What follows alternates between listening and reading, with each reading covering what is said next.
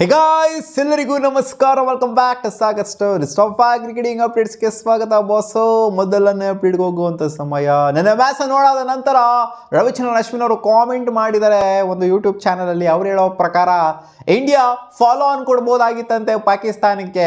ಆ ಥರ ಆಡ್ತಾರಂತೆ ಪಾಕಿಸ್ತಾನದವರು. ಒಂಥರ ಟೆಸ್ಟ್ ಮ್ಯಾಚ್ ಥರ ಆ ರೇಂಜಿಗೆ ಹೇಳಿದ್ದಾರೆ.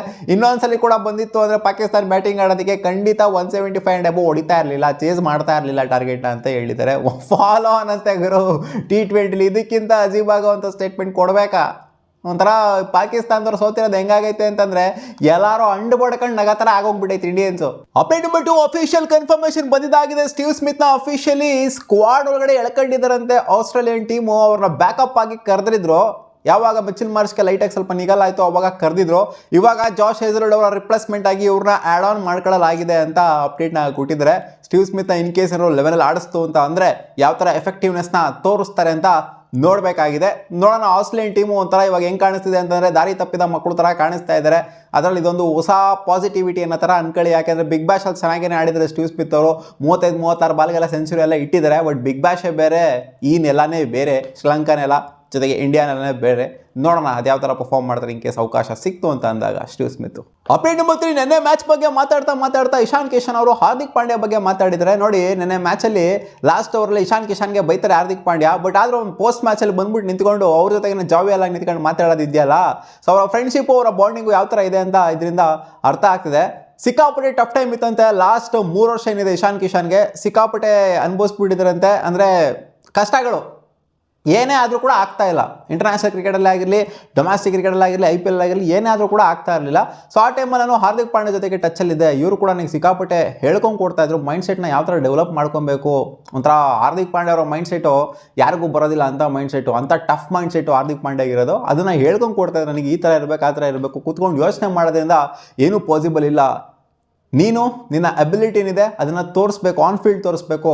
ಅವಾಗ ಮಾತ್ರ ಯೋಚನೆ ಮಾಡಿಕೊಂಡು ಅವ್ರ ಹತ್ರ ಮಾತಾಡ್ಕೊಂಡು ಇವ್ರ ಹತ್ರ ಮಾತಾಡ್ಕೊಂಡು ಹಿಂಗಾಗ್ಬಿಡ್ತು ಹಂಗಾಗ್ಬಿಡ್ತು ಅಂತ ಮಾತಾಡೋದ್ರಿಂದ ಪ್ರಯೋಜನ ಇಲ್ಲ. ಬಂದ್ಬಿಟ್ಟು ನೀನು ಆನ್ ಫೀಲ್ಡ್ ತೋರಿಸ್ಬೇಕು ನಿನ್ನ ಅಬಿಲಿಟಿ ಏನಿದೆ ಅಂತ. ಅವಾಗ ನಿನ್ನ ಜಗತ್ತಿಗೆ ಗೊತ್ತಾಗೋದು ನೀನೇನು ಅಂತ ಅವ್ರು ಸಿಕ್ಕಾಪಟ್ಟೆ ಮೋಟಿವೇಟ್ ಮಾಡಿದ್ರಂತೆ. ಸೊ ಅವರ ಮೋಟಿವೇಶನ್ ಕೂಡ ಈ ಥರ ಒಂದು ಪರ್ಫಾರ್ಮೆನ್ಸ್ಗೆ ಕಾರಣ ಅಂತಲೂ ಕೂಡ ಹೇಳಿದ್ದಾರೆ. ಅಪ್ಡೇಟ್ ನಂಬರ್ 4 ಇಶಾನ್ ಕಿಶನ್ ಹಾರ್ದಿಕ್ ಪಾಂಡ್ಯ ಇಬ್ಬರು ಒಂದಾದ್ರು ಅಂತ ಅಂದರೆ ಈ ಕಡೆ ಸೂರ್ಯಕುಮಾರ್ ಯಾದವ್ ಮತ್ತೆ ಕುಲ್ದೀಪ್ ಯಾದವ್ ಇಬ್ಬರು ಒಂದಾಗ್ಬಿಡೋದಾಗರು. ಒಂದು ರೀಲ್ನ ಬೇರೆ ಮಾಡ್ಬಿಟ್ಟಿದ್ದಾರೆ. ನೆನ್ನೆ ಏನು ಸಿಕ್ಕಾಪಟ್ಟೆ ವೈರಲ್ ಆಯಿತು. ಅವರಿಬ್ಬರು ನಡ್ಕೊಂಡು ಬರ್ತಾ ಇರ್ಬೇಕಾದ್ರೆ ಪೋಸ್ಟ್ ಮ್ಯಾಚಲ್ಲಿ ಹ್ಯಾಂಡ್ ಶೇಕ್ ಮಾಡೋ ಅಂತ ಟೈಮಲ್ಲಿ ಕುಲ್ದೀಪ್ ಯಾದವ್ ಏನು ಉರ್ಕೊಂಡು ಹೋದ್ರು. ಹ್ಯಾಂಡ್ ಶೇಕ್ ಮಾಡಿಬಿಟ್ಟು ಹಾರ್ದಿಕ್ ಪಾಂಡ್ಯ ಅವ್ರನ್ನ ಮಕ ನೋಡ್ದಂಗೆ ನೆಟ್ಟಿಗೆ, ಜೊತೆಗೆ ಸೂರ್ಯಕುಮಾರ್ ಯಾದವ್ ಅವ್ರ ಮಕ ನೆಟ್ಟಿಗೆ ನೋಡ್ದಂಗೆ ಹೋದ್ರು. ಸೊ ಅದನ್ನು ಮತ್ತೆ ಇವರು ರೀಕ್ರಿಯೇಟ್ ಮಾಡಿದರೆ, ಇನ್ನು ಫನ್ನಿ ವೇಲಿ ರೀಕ್ರಿಯೇಟ್ ಮಾಡಿದರೆ ಅದೇ ಥರ ನಡ್ಕೊಂಡು ಬರ್ತಾರೆ, ಅದೇ ಥರ ನಡ್ಕೊಂಡು ಹೋಗ್ತಾರೆ ಇವರು. ಇನ್ನು ಫನ್ನಿ ವೇಲಿ ಮಾಡಿದರೆ ಸೊ ಇದು ತೋರಿಸುತ್ತೆ ಮತ್ತೆ ಒಂದಾಗಿದ್ದಾರೆ. ಎಲ್ಲ ಏನು ಜಗಳ ಪಗಳ ಎಲ್ಲ ಏನು ನಡೀತಾ ಇಲ್ಲ ಟೀಮಲ್ಲಿ. ಸೊ ಎಲ್ಲ ಒಂದಾಗಿದ್ದಾರೆ ಅಂತ. ಅಪ್ಡೇಟ್ ನಂಬರ್ 5 ಹೊಸ ರೆಕಾರ್ಡ್ನ ಮಾಡಿದ್ದಾರೆ. ರಶೀದ್ ಖಾನ್ ಅವರು 700 ವಿಕೆಟ್ನ T20ಸಲ್ಲಿ ತಗೊಳ್ಳೋದಕ್ಕೆ ಮೊದಲ ಪ್ಲೇಯರ್ ಆಗ್ತಾರೆ ಎಂಟೈರ್ ವರ್ಲ್ಡಲ್ಲಿ. ಇಂಟರ್ನ್ಯಾಷನಲ್ ಕ್ರಿಕೆಟ್ ಅಲ್ಲ, ಎಂಟೈರ್ T20ನ ತಗೊಂಡು ನೋಡ್ತು ಅಂತಂದಾಗ ಇವತ್ತು ವಿಕೆಟ್ ಬೇರೆ ಎತ್ತಿದ್ರಲ್ಲಪ್ಪ. ಅಫ್ಘಾನಿಸ್ತಾನದವರು ಮೊದಲ ವಿನ್ನ ಈ ವರ್ಲ್ಡ್ ಕಪ್ಪಲ್ಲಿ ರಿಜಿಸ್ಟರ್ ಮಾಡಿದರೆ. UAE against 160 ಹೊಡೆದಂಥ UAE first batting ಆಗ್ಬಿಟ್ಟು ಇವ್ರನ್ನ ಚೇಸ್ ಡೌನ್ ಮಾಡ್ತಾರೆ 19.2 ಓವರಲ್ಲಿ. ಅಫ್ಘಾನಿಸ್ತಾನದವರು ಸಿಕ್ಕಾಪಟ್ಟೆ ಬುಡುಕ್ ಬಂದಿರುತ್ತೆ ಮ್ಯಾಚ್, ಏನು ಬೇಕಾದರೂ ಆಗಿರ್ಬೋದು. ಬಟ್ ಆದರೂ ಕೂಡ ಮೊದಲನೇ ವಿನ್ನ ರಿಜಿಸ್ಟರ್ ಮಾಡಿದ್ದಾರೆ. ಅಫ್ಘಾನಿಸ್ತಾನ ಕ್ರೆಡಿಟ್ ಕೊಡಬೇಕು. ಅಯ್ಯೋ ಪಾಪ ಅಂತ ಅನ್ಸುತ್ತೆ ಅಫ್ಘಾನಿಸ್ತಾನ ನೋಡ್ತವ್ರೆ. ಯಾಕಂದರೆ ಸಿಕ್ಕಾಪಟ್ಟೆ ಬುಡುಕ್ ಬರ್ಸ್ಕೊಂಡಿದ್ರು. ಏನಾದರೂ ಒಂದು ಮ್ಯಾಚ್ ಗೆದ್ಬಿಟ್ಟಿತ್ತು ಅಂತಂದರೆ ಇನ್ನೂ ಒಂಥರ ಡಿಫ್ರೆಂಟಾಗಿ ಕಾಣಿಸಿರೋರು.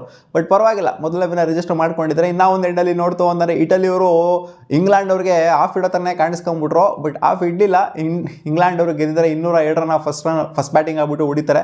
ಆ್ಯಂಡ್ ಚೇಸ್ ಡೌನ್ ಮಾಡೋದಕ್ಕೆ ಬಂದಂಥ ಇಟಲಿಯವರು 170+ ಆಲ್ ಔಟ್ ಆಗಿ 20+ ರನ್ ಮಾರ್ಜಿನಿಂದ ಗೆದ್ದಿದ್ದಾರೆ. ಅದು ನೋಡಿ, Italy against just 20+ run margin ಅಂತಂದರೆ 170 ಇವರು ಹೊಡೆದಿದ್ದಾರೆ. ಇವರು 170+ ಹೊಡೆದಿದ್ದಾರೆ ಇಟಲಿಯವರು ಇಂಗ್ಲೆಂಡ್ ಅವರ ಮೇಲೆ. ಸೊ ಏನು ಆಡಿದ್ದಾರೆ ಅಂತ ಅನ್ಸುತ್ತೆ. ಇಟಲಿ ಅವ್ರ ಮೇಲೆ ಇವ್ರು ಏನಕ್ಕೆ ಈ ರೇಂಜಿಗೆಲ್ಲ ಓಡಿಸ್ಕೊಂಡ್ರು ಅಂತಲೂ ಕೂಡ ಅನ್ಸುತ್ತೆ. ಗೊತ್ತಿಲ್ಲ. ಒಟ್ಟಿನಲ್ಲಿ ಗೆದ್ದಿದ್ದಾರೆ.